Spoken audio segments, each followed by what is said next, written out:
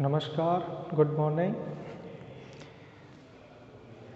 प्यारे विद्यार्थियों, dear all student. आज हम फिर से बाइनोमियल थ्योरम, जिसमें हमारा चल रहा था जनरल टर्म यानी व्यापक पद और मिडिल टर्म्स यानी मध्य पद।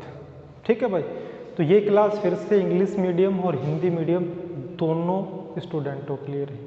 जो भी मीडियम से हो आसानी से आप कवर कर सकते हो। देखो, एक क्वेश्चन कल हमने कराया था, दूसरा क्वेश्चन क्या कह रहा है? ये कह रहा है कि a की पावर 5 b की power 5 in a minus 2b की पावर 12।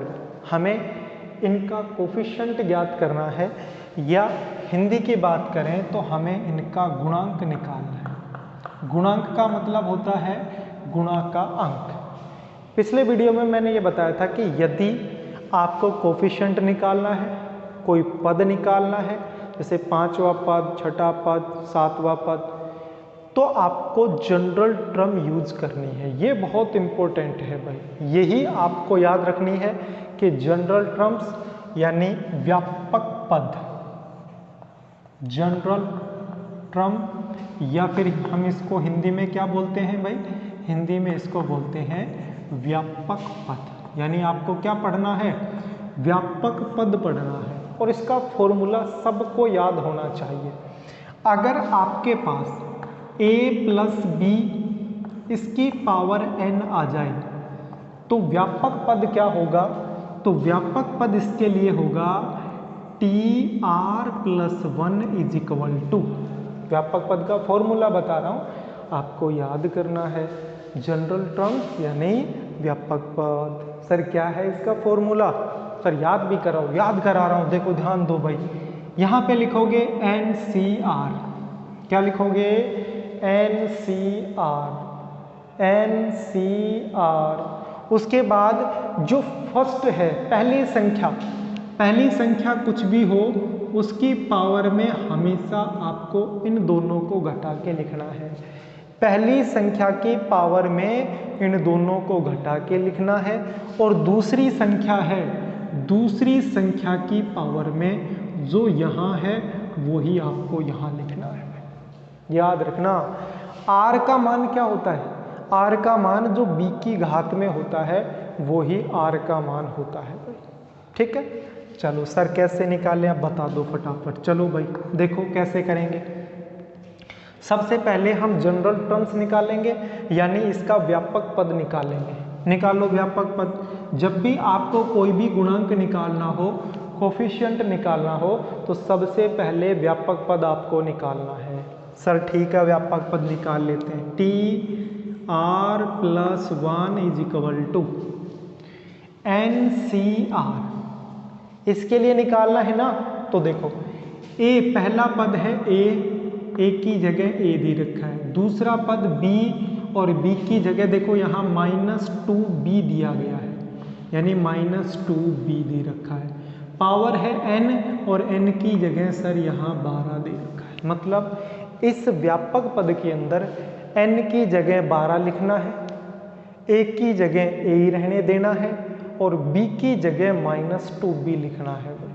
चलो लिखो भाई, n की जगह लिख दिया मैंने 12, फिर c, फिर r की जगह बताओ क्या लिखूं? सर r कहाँ है? सर r तो हमें पता ही नहीं, तो ये लो भाई r। a की जगह a ही लिखना है भाई, और इसकी पावर है n माइनस r। n यानी 12, और 12 में से r सर पता ही नहीं, तो n की जगह 12 माइनस में r। उसके बाद b, बताओ b की जगह क्या लिखूंगा? -2b। क्या लिखना है? ब्रैकेट लगा के लिख दो -2b, और इसकी पावर r। ये हो गया व्यापक पद, बिल्कुल सिंपल। NCR 12CR, पहला जो पार्ट है जो आगे लिख रखा है उसकी पावर 12 माइनस r, बाद में लिख रखा है उसकी पावर r। यही तो बताया, पहले जो पार्ट है उसमें n माइनस r, और जो दूसरे नंबर पर है उसकी पावर r लिखी जाएगी। ठीक है भाई, चलो सर आगे क्या आएगा? आगे देख लो भाई, 12, फिर c, फिर r। a की पावर है 12 माइनस r। ये देखो, ये जो r पावर है ना, ये ब्रैकेट के अंदर जो भी संख्या उन सब के लिए रहेगी। इस माइनस की पावर भी r होगी, इस 2 की पावर भी r होगी और इस b की पावर भी r होगी, यानी सब की पावर होगी भाई। तो माइनस की पावर r तो लिख नहीं सकते, तो -1 की पावर r लिख दो भाई। भाई माइनस की पावर r का मतलब है कि -1 की पावर r, ठीक है। उसके बाद सर क्या करें, उसके बाद देखो 2 है तो 2 की पावर भी r आएगी भाई 2 की पावर भी क्या आएगी, r आएगी। और b की पावर भी क्या आने वाली है, b की पावर भी r आएगी, ठीक है।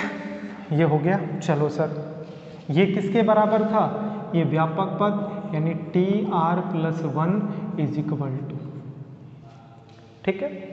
सर ये क्या कर रहे हो, हमारे तो कुछ समझ ही नहीं आ रहा। मेरे भाई अभी तक तो मैंने कुछ किया ही नहीं। मैंने तो ये कहा कि जनरल टर्म्स यानी व्यापक पद निकालना है, व्यापक पद मैंने निकाल दिया है। आपको r का मान निकालना है, r का मान निकालना है तो इधर से b की पावर उठाओ, b की पावर r, यहाँ क्या है b की पावर r, और आपको गुणांक किसका निकालना है, a की पावर 5 b की पावर 7, यानी आपको a की पावर 5 और b की पावर 7 का गुणांक निकालना है। तो आपको ये करना है, इधर इसके अंदर से b की पावर r, इधर से भी b की पावर उठा लो, यानी इधर b की पावर कितना है, यहाँ b की पावर है 7। देखो इधर b का पार्ट उठाया तो इधर से भी b का पार्ट उठा लो। अगर इधर से a का पार्ट उठाओगे तो इधर से भी a का पार्ट उठाना है भाई, याद रखना। अगर x होता तो इधर भी x का पार्ट उठाते, तो यहाँ से भी x का पार्ट उठाते हैं। याद रखना, जिसका भी गुणांक निकालना है वही पार्ट यहाँ से लेना है, वही पार्ट यहाँ से लेना है। अब ये दोनों देखो, इसका बेस इक्वल है यानी इसका आधार बराबर है, तो इनकी पावर भी बराबर होंगी, यानी इनकी घात भी बराबर होंगी। सर ठीक है, तो क्या करें, तो सर r किसके बराबर आ गया, 7। देखो r किसके बराबर आ गया, 7 के बराबर आ गया भाई। किसके बराबर आ गया, 7 के बराबर आ गया। तो लिखो इसके अंदर r बराबर 7 रखने पर, इसका मतलब पुट r = 7, यानी हमें r की वैल्यू 7 पुट करनी है भाई। कर दो सर, कहाँ करोगे, ये देखो ये जापानी इंडस्ट्रीज में चला गया, इसकी दिशा देखो विदेशी, सीधा करो इसको पहले तो। r = 7 रखने पर आप भी सीधा लिखने की कोशिश किया करो भाई।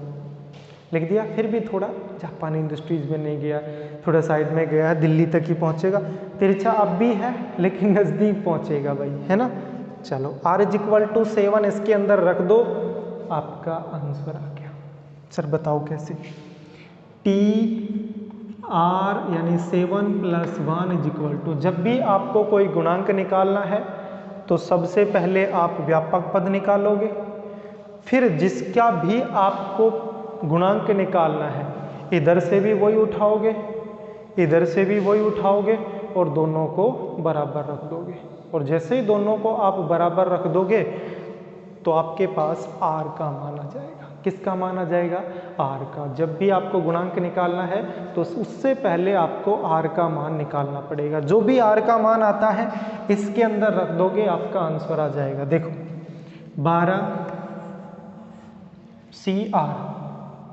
12CR, देखो 12CR और r की जगह क्या आया, 7, यानी सबसे पहले आपको r की वैल्यू निकालनी है, वो हमने निकाल दी। सर 7 आ गया। a, ये लो भाई a की पावर 12 माइनस में r की जगह 7 लिखोगे तो 12 माइनस में 7 कितनी बच गई, 5। तो सर यहाँ 5 आ गया। -1 लो भाई, -1 इसकी पावर r का मतलब 7, तो यहाँ लिखोगे 7। 2 की पावर भी 7 लिखोगे।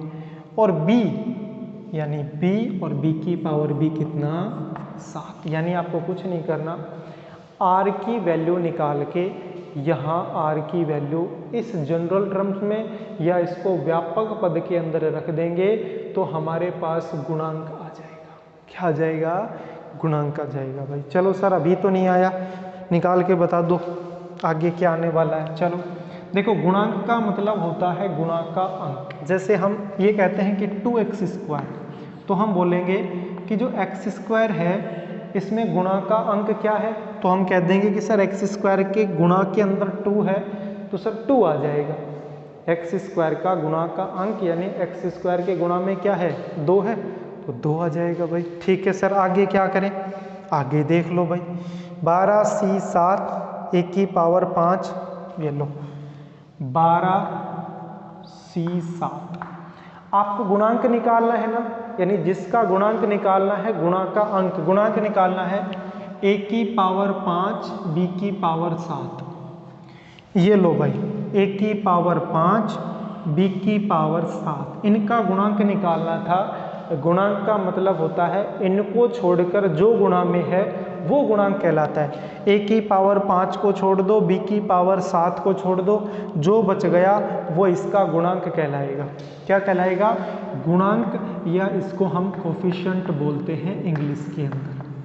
ठीक है, यानी हम गुणांक निकाल लें तो 12c7 आ जाएगा। अच्छा, -1, माइनस की पावर यदि ओड नंबर आता है, विषम संख्या आती है, तो सबको पता है कि सर ओड नंबर यदि आ जाए तो हमें करना क्या है? क्या करना है सर? भाई हमें ये करना है कि अगर माइनस की संख्या ओड नंबर विषम संख्या आती है तो वो प्लस हो जाता है। क्या हो जाता है? प्लस हो जाता है भाई। ठीक है सर, प्लस हो जाता है तो यहाँ हो गया प्लस, ये हो गया प्लस।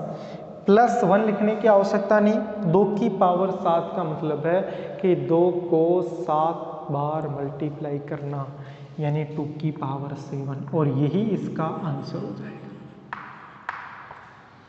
हाँ, इतना कर सकते हैं, 2 की पावर 7 का मतलब है कि 30, 64, 128 आ जाएगा। इसकी वैल्यू आ जाएगी 128, 12c7। एक बात का और याद रखना कि 12c7 है, जो 12c7 है, इसकी वैल्यू भी निकाल सकते हो NCR के फॉर्मूले से। NCR का फॉर्मूला सर क्या था? NCR = n factorial n minus r factorial into r factorial.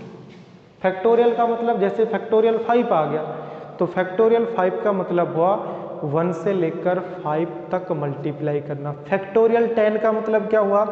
1 से लेकर 10 तक मल्टीप्लाई, जैसे 1 × 2 × 3 × 4 × 5 × 6 × 7 × 8 × 9 × 10। ठीक है, तो फैक्टोरियल का मतलब है कि 1 से लेकर उस नंबर तक सभी को मल्टीप्लाई कर देना। तो ये मैं पहले बता चुका हूँ पहली वीडियो में। चलो अब आगे देख लेते हैं सर। आगे ये इसका आंसर हो गया भाई, है ना। तो नेक्स्ट क्वेश्चन देखते हैं, अगला क्वेश्चन क्या आने वाला। अगला क्वेश्चन देख लो, मिटा देता हूँ इसको। जनरल टर्म्स हमारे बार बार काम आएगी। क्वेश्चन बदल जाएगा, गुणांक बदल जाएंगे, लेकिन जनरल टर्म्स यही रहेगी।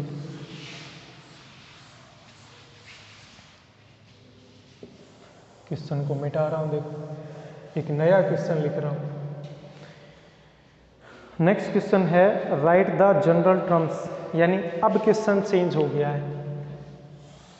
राइट द जनरल टर्म्स, यानी आपको सिर्फ जनरल टर्म्स लिखनी है। किसकी लिखनी है? ये लिखनी है x² - y इसकी पावर 6। क्वेश्चन नंबर 3 है x² - y इसकी पावर 6। हमें कहा गया है कि आपको जनरल टर्म्स,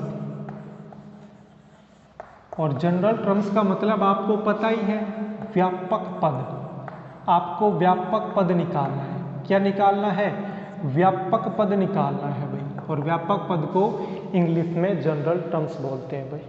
ठीक है, तो आपको जनरल टर्म या फिर व्यापक पद लिखना है। तो व्यापक पद का फॉर्मूला सर ये रहा, जनरल टर्म्स व्यापक पद। अगर ऐसा आ जाए तो NCR A, यानी जो पहले नंबर पर लिखा है आगे वाला, उसकी पावर n - r और पीछे वाले की पावर r। चलो सर लिखो इसके लिए। लो देखो कितना आसान है, सेकंडों में लिख देंगे हम, सेकंडों में लिखते हैं। देखो T R plus 1 is equal to, पहले लिखोगे एन सी आर। एन का मतलब है घात, इसकी घात कितनी है 6, तो यहाँ लिख दोगे 6 सी आर, लिख दिया। फिर चलते हैं ए, ए मतलब जो आगे लिखा है, आगे इसमें क्या लिखा है एक्स स्क्वायर, तो एक्स स्क्वायर, इसकी पावर एन माइनस आर, मतलब इन दोनों का घटा, तो 6 माइनस में आर। उसके बाद बी, बी होता है पीछे का नंबर, और पीछे का नंबर वाई नहीं है, याद रखना चिन्ह 7 रखना है। प्लस चिन्ह 7 रखने की आवश्यकता नहीं है, लेकिन माइनस चिन्ह आ जाए तो 7 रखना पड़ेगा। माइनस वाई, ठीक है, क्या है माइनस वाई, तो माइनस वाई की पावर देखो माइनस वाई, और इसकी पावर आर, आर तो सर हमें पता ही नहीं है ना, ये लो, और ये ही इसका आंसर हो जाएगा, ये इसका क्या हो जाएगा आंसर। अगर एक स्टेप और बढ़ाना चाहो तो बढ़ा सकते हो। सर कैसे बढ़ाना है बताओ, आप सिर्फ इतना लिख सकते हो 6 सी आर एक्स स्क्वायर, ये जो स्क्वायर है ना आपको पता है, आपने 6th क्लास में पढ़ा होगा, ए की पावर m और इसकी पावर n हो तो ए की पावर m इंटू n हो जाएगा, ए की पावर m इंटू n हो जाएगा भाई। तो देखो, तो बताओ ये और ये पावर मल्टीप्लाई होंगे कि नहीं होंगे भाई। अगर ऐसा होता है बीच में ब्रैकेट आता है तो ये दोनों पावर गुणा में हो जाते हैं, तो इस 2 का गुणा 6 माइनस आर से करोगे तो x की पावर 6 दूनी 12, 2 का गुणा माइनस आर से माइनस 2r, माइनस की पावर r, माइनस की पावर r ना लिखकर हम माइनस 1 की पावर r लिखते हैं, और y की पावर r। क्या यहाँ r का मान निकालने की आवश्यकता है? नहीं, सिर्फ हमसे क्वेश्चन इतना ही पूछा था कि व्यापक पद यानी जनरल टर्म बता दो आपको कौन सी आएगी, तो ये इसके जनरल टर्म है, व्यापक पद है। r का मान कब निकालते हैं? तब निकालते हैं या तो हमें कोई पद निकालना हो, जैसे 5वां पद, 6ठा पद, 7वां पद। जैसे 5वां पद निकालना है तो r का मान 1 कम होता है, r का मान 4। 10वां पद निकालना है तो r का मान 1 कम यानी 9। 15वां पद निकालना है तो r का मान 1 कम यानी 14। अगर गुणांक निकालना है तो जिसका गुणांक निकालना है उन दोनों को बराबर रख के फिर हम r का मान निकालते हैं कि नहीं। लेकिन यहाँ सिर्फ आपसे जनरल टर्म व्यापक पद पूछ रहा था, तो यही रहेगा और यही हमारा आंसर है। चाहे नीचे वाला आंसर लिख दो चाहे ऊपर वाला लिख दो, दोनों आंसर एक ही है भाई, ठीक है। चलो समझ में आ गया होगा भाई, मैं आशा कर रहा हूँ कि आपको समझ में आ रहा होगा। देखो अब नेक्स्ट क्वेश्चन देख लेते हैं। अगला क्वेश्चन क्या आएगा, इसको मिटा देता हूँ भाई। लो सर इसको मिटाओ, नेक्स्ट क्वेश्चन देखेंगे क्या आएगा। अगला क्वेश्चन ये कह रहा है कि X square minus Y X. देखो क्वेश्चन नंबर 4 क्या कह रहा है, क्वेश्चन नंबर 4 कह रहा है कि एक्स स्क्वायर माइनस में 4x, एक्स स्क्वायर माइनस में वाई एक्स, इसकी पावर 12, इसकी पावर है 12। हमें कहा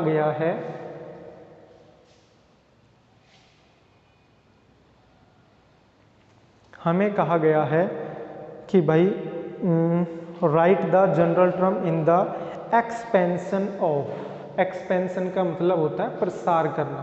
जैसे हम a प्लस बी की पावर n का जब एक्सपेंशन करते हैं, प्रसार करते हैं, nc0 फिर nc1 nc2 ऐसे, है ना। चलो भाई इसकी भी हमें जनरल टर्म बतानी है, और जब जनरल टर्म बतानी है तो उसमें तो कोई दिक्कत आनी नहीं चाहिए। फॉर्मूला ये रहा, T R plus 1 is equal to n C r, a की power n minus r, b की पावर r। ठीक है सर, करो जनरल टर्म्स यानी T R plus 1 is equal to n. बताओ n का मतलब है घात, कितनी दे रखी है सर 12 दे रखी है, 12 दे रखी है, तो 12 सी आर। ए का मतलब है जो आगे लिख रखा है, आगे क्या है एक्स स्क्वायर, तो एक्स स्क्वायर की पावर यानी जो पहले लिखा हुआ है उसकी पावर इन दोनों का घटा, और इन दोनों का घटा मतलब 12 माइनस आर। पीछे भी देखो वाई एक्स और माइनस और है, इसका मतलब माइनस वाई एक्स, और इसकी पावर आर। देखो इसकी पावर आर लिखनी है आर। इतना याद रखना, इन दोनों का योगफल करने पर ये जरूर आना चाहिए। जैसे इसको और इसको जोड़ोगे ना तो माइनस आर प्लस आर ये दोनों कैंसिल होके 12 आ जाएगा कि नहीं आ जाएगा? ठीक है सर, ये तो समझ में आ गया, आगे करो थोड़ा सा। चलो और थोड़ा सा लिख देते हैं, सॉरी 12 था यहाँ, 12CR एक्स स्क्वायर। अभी बताया था कि ये 2 है, ये इससे मल्टीप्लाई होगा, इससे मल्टीप्लाई होगा, a की पावर m इंटू एन। ठीक है, गुणा में घात जुड़ती हैं वो हमने पढ़ा था, लेकिन जब घात और उसकी घात हो स्क्वायर में तब ये मल्टीप्लाई में होती है। बीच में ब्रैकेट जरूरी है, ये जरूर याद रखना। अच्छा, x की पावर सर 12 दूनी 24 माइनस 2r, माइनस की पावर r, माइनस की पावर r का मतलब है माइनस 1 की पावर r, y की पावर r, x की पावर r। देखो इस ब्रैकेट के बाहर r है, इसका मतलब ये जो r है ना ये सबकी पावर में रहेगा। ठीक है, तो लिख दिया। आगे भी सोल्व कर लेते हैं, करो भाई आगे भी सोल्व। 12CR, देखो ये और ये दोनों, मेरे को एक बात समझाना आप, x की पावर 24 माइनस में 2r, और एक है x की पावर में r। देखो ये भी x, ये भी x, और ये सारे ऊपर के पद मल्टीप्लाई में है, तो गुणा में घात जुड़ती है कि नहीं जुड़ती है? तो सर इनकी घात भी जुड़ जाएगी, यानी x की पावर 24 माइनस 2r और प्लस में r। गुणा में घात जुड़ती हैं, अगर सेम है गुणा में है तो उनकी घात जोड़ दो। तो देखो यहाँ पे भी x है, यहाँ पे भी x है, तो इनकी घात जुड़ जाएंगी। तो x की power 24 minus 2r plus r, plus के 2r और सॉरी माइनस के 2r और प्लस का r, तो माइनस का r बचेगा भाई, माइनस की संख्या बड़ी है, तो इसका मतलब x की पावर 24 माइनस में r माइनस 1 की पावर r और y की पावर r, और यही आपका आंसर हो गया। ये आपका आंसर हो गया भाई। बताओ कोई दिक्कत है तो?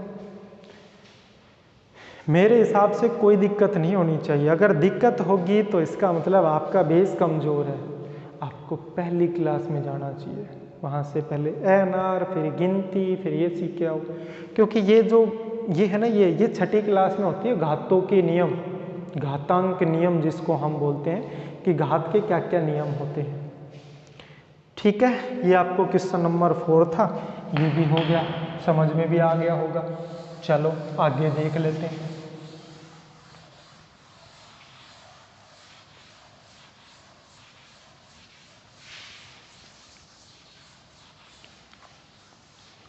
आगे बता दो सर क्या आएगा, आगे देख लो भाई। अगला क्वेश्चन है क्वेश्चन नंबर 5, बहुत अच्छा सवाल है। देखो ये तो मिटाया ही नहीं।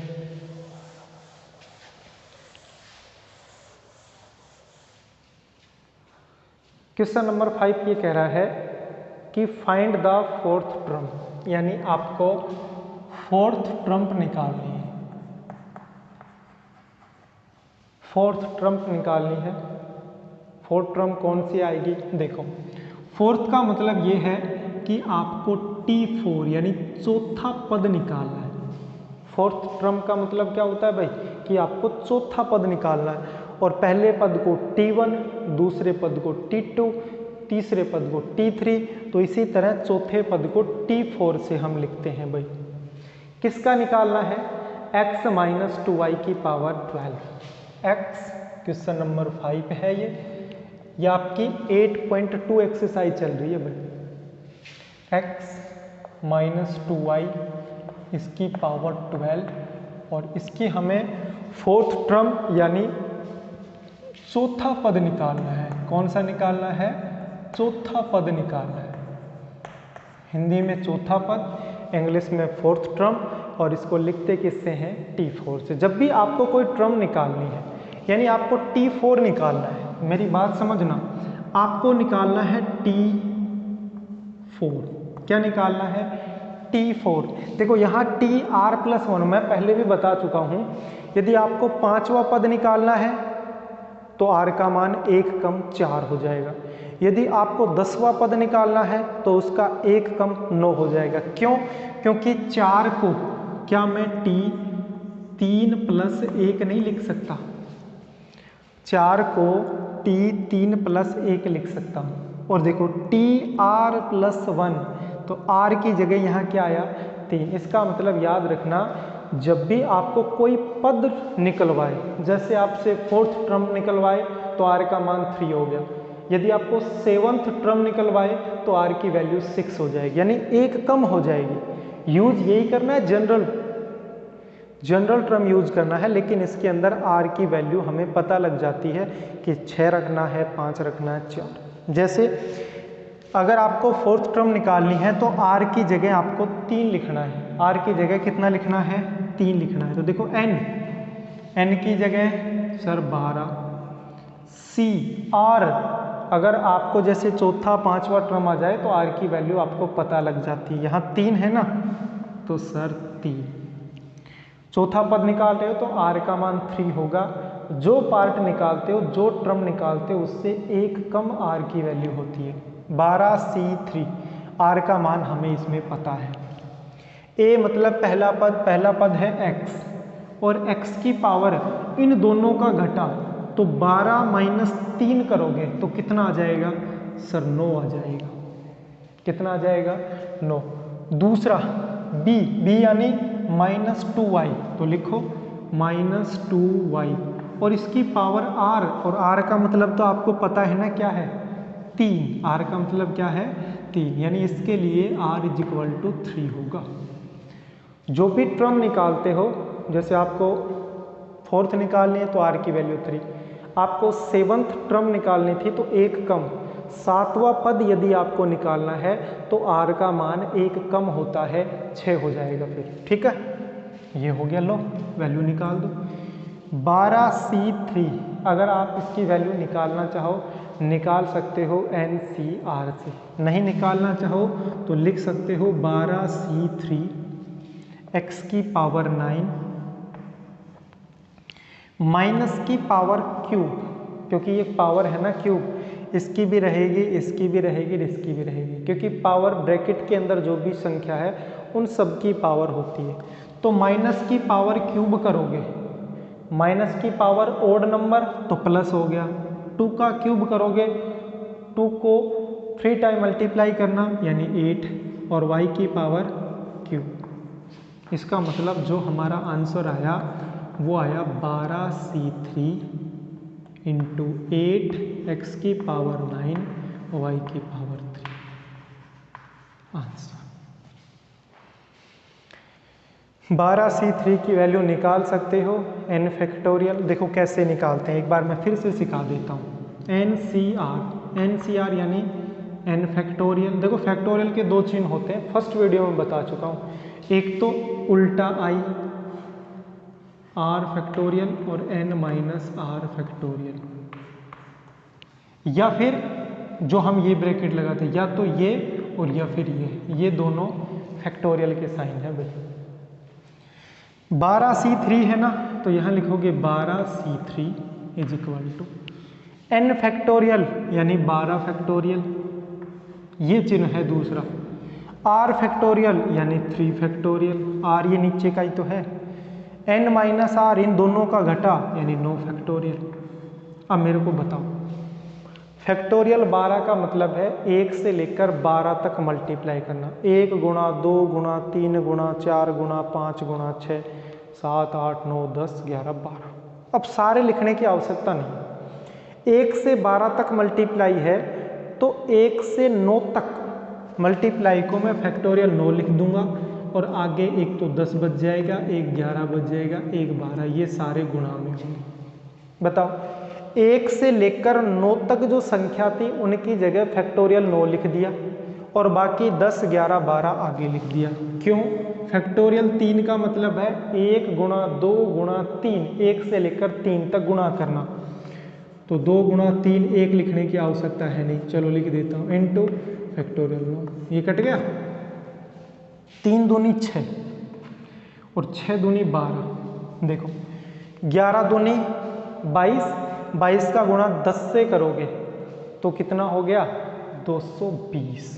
इसका मतलब इसकी वैल्यू आ गई 220 इंटू 8 एक्स की पावर 9 वाई की पावर 3।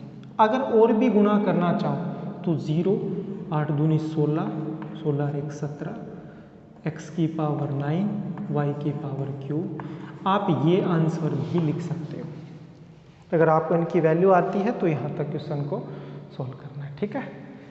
चलो एक क्वेश्चन और करते हैं। अगला क्वेश्चन देखो, अगला थोड़ा सा लेंथी है, इतना टाइम हमारे पास है नहीं। उसके बाद क्वेश्चन नंबर 6 में 13th टर्म पूछ रहा है, ज़्यादा कुछ नहीं कर रहा वो। चलो मैं करवा ही देता हूँ, ये थोड़ी सी वीडियो लंबी हो जाएगी, इससे ज़्यादा तो कुछ होगा नहीं। देखो इनको मैं मिटा रहा हूँ, एक क्वेश्चन और देख लो।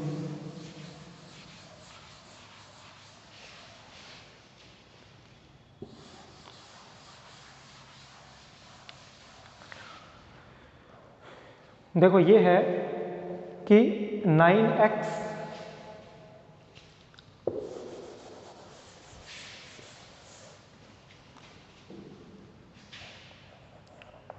नेक्स्ट क्वेश्चन है question number 6। 9x minus 1/3 under root X, और इसकी पावर दे रखी है, इसकी पावर दे रखी है 18, और इसने लिख रखा है x is not equal to 0। ऐसा क्यों लिखा? हमने आज तक नहीं समझा क्यों लिखा, मैं बता देता हूँ। x का मान आप 0 नहीं रख सकते। क्यों? अगर यहाँ आपने 0 लिख दिया और किसी भी संख्या के नीचे 0 आना, इसका मतलब वो अपरिभाषित हो जाता है, अनडिफाइंड हो जाता है, उसको हम डिफाइन नहीं कर सकते हैं भाई। अगर कोई भी किसी संख्या के नीचे 0 आ जाता है तो वो अपरिभाषित होता है, जिसको हम डिफाइन नहीं कर सकते, जिसको हम अनंत भी बोल सकते हैं भाई, ठीक है। चलो ये आ गया। अच्छा कौन सी टर्म पूछ रहा है हमसे? हमसे कह रहा है कि 13 टर्म बता दो भाई। 13th टर्म बतानी हमें कौन सी आएगी, तो ये मैं आपके लिए छोड़ रहा हूँ। अगर आपको आ जाता है तो मेरे को बता देना, अगर आपको नहीं आता है तो या तो कमेंट बॉक्स में बता देना, या हमारा जो ग्रुप है उसके अंदर लिख देना कि सर हमें ये क्वेश्चन नहीं आया है, कल आप कराओ, कल मैं इसको करा दूंगा, ठीक है। तो आज के लिए इतना ही, बाकी हम नेक्स्ट क्लास में पढ़ने वाले हैं भाई। नेक्स्ट क्लास में अभी इसके 4-5 क्वेश्चन और रह गए हैं, बहुत अच्छे क्वेश्चन हैं आगे। इसमें से जो आगे 4-5 क्वेश्चन आएंगे एग्जाम में से, इस एक्सरसाइज में से एक बड़ा क्वेश्चन आता है, उन्हीं में से 4-5 जो क्वेश्चन मैं कराने वाला हूँ अब आगे, उनमें से एक क्वेश्चन 5 या 6 नंबर का आएगा आपके एग्जाम में। अब ये कहोगे कि सर इनकी शॉर्ट ट्रिक है, इनकी शॉर्ट ट्रिक भी मैं सिखाऊंगा। अभी नहीं सिखाऊंगा वरना तुम फिर इस तरीके से करोगे, जो शॉर्ट ट्रिक है ना उससे। आपको एग्जाम में इसी तरीके से करना है। आपको नेवी एयरफोर्स के लिए मैं अलग से शॉर्ट ट्रिक वाली वीडियो बना के भेजूंगा, अपलोड करूंगा, ताकि आप शॉर्ट ट्रिक भी सीख सको, ताकि नेवी एयरफोर्स में जब एग्जाम दो कोई भी, उसको क्वेश्चन आप फटाफट कर दो सेकेंडों में। ये तो भाई तरीका गवर्नमेंट का है, आगे से RBSC का है, तो ये मेथड तो हमें यूज करना ही पड़ेगा, ठीक है। तो आज के लिए इतना ही। थैंक यू, शुक्रिया, धन्यवाद। Take care, have a nice day. घर पर रहिए, सुरक्षित रहिए, कोविड-19 से बचिए भाई, ठीक है। Bye bye.